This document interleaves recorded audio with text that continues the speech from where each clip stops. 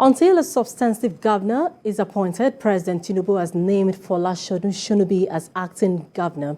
Before this announcement, he was the Deputy Governor Operations Directorate.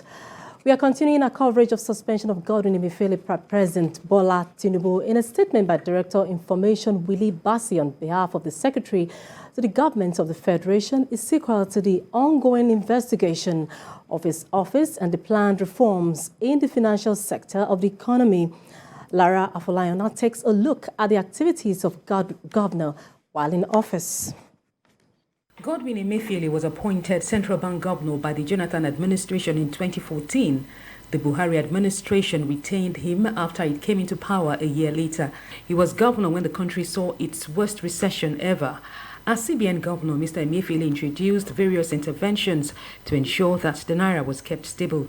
During his first term, he survived several calls for his removal, particularly during the free fall of the naira against the greenback to an all-time high. Amid calls for the CBN to devalue and float the naira, the governor instead introduced capital control mechanisms to stem the naira's fall. An investors and exporters window was introduced to allow the naira's pricing be at a market rate. This was alongside directing banks to sell forex to customers over the counter for basic travel allowance, medical and education payments. The bank also began cash injections into the foreign exchange market in defense of the naira.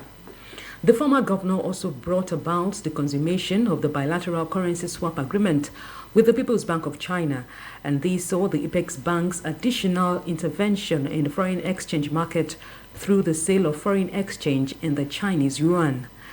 The central bank also had massive interventions in agriculture through the Anchor Brewers program, which is believed to have helped improve the country's rice production capacity. The suspended CBN governor maintained a tight monetary policy stance during his first term in office, and at one point he held the monetary policy rate at 14% for over 2 years. The former central bank governor was the first to get a term renewal since the country's return to democratic rule in 1999. His predecessors, Joseph Sanusi, Chukwuma Soludo, and Lamido Sanusi, were not so lucky. For products and services to be built with the aim of enhancing. On resumption for his second time, the suspended CBN governor launched a roadmap that was majorly centered around job and wealth creation. His second term witnessed the emergence of COVID-19, which came with one of the toughest economic times in the country's history. The bank, under his leadership, came up with policy initiatives for households and businesses to mitigate the impact of COVID-19. There are also financial interventions in healthcare and education, amongst others. The naira continued to see its free fall against the dollar, with the former governor working to address the situation. One of the policies he also initiated was the forex repatriation scheme known as the RT200. Unfortunately, I don't have good news for those who feel that we should shift the deadline. One of his major policy initiatives before the suspension was the Naira redesign policy aimed at getting excess money in circulation into the bank's vaults, stop counterfeiting as well as payment of cash for ransom in kidnap cases, and also drive electronic banking.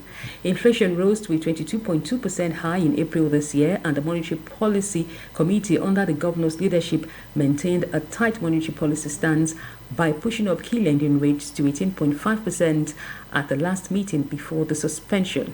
He said he had to do this to rein on inflation, which would have risen to 30.48%, save for the monetary policy intervention. Some economic watchers feel Mr. Emefiele's monetary policy stance as governor helped push down inflation, but some critics say his policy initiatives have not helped in economic growth. There had been calls for the governor's removal when news filtered out that he was interested in contesting for the presidential seat, and this was seen as a violation of provisions of the CBN Act. The calls worsened after he introduced a Naira redesign policy that led to scarcity of Naira notes until the Supreme Court ruling and subsequent threats by Labour changed that narrative. The president, at his inauguration speech, emphasized the need to clean up the monetary policy space, bring down interest rates to drive investments, and review the Naira redesign policy. The CBN governor's suspension has led to the appointment of Folashodun Shonubi as acting CBN governor to oversee the bank's affairs. Mr. Emefiele's tenure as central bank governor would have expired in 2024 if he had not been suspended. Lara Afolayan, TVC News, Abuja.